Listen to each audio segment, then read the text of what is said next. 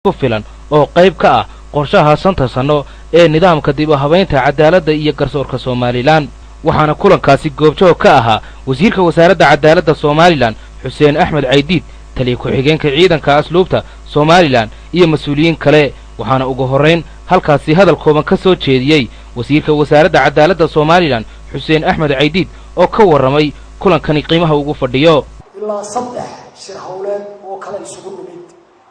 oo mid walba sida uu sheegay agaasimaha ururka dib u habeynta cadaaladda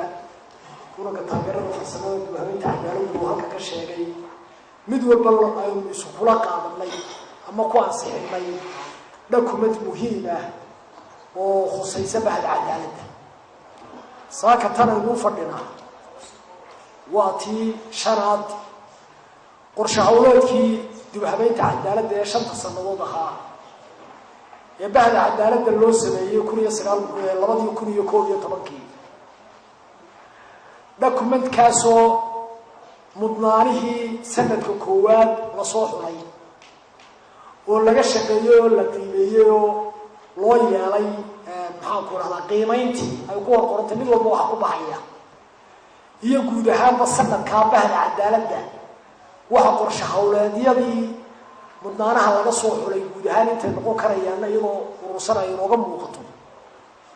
saaka documentkii hor yaalla waa ka inaynu isla qaadano eegno hawshaas oo la soo ururiyay oo dabadna qiimeyn loo yeelay ayaa buuggan inoogu qoran ilaa 18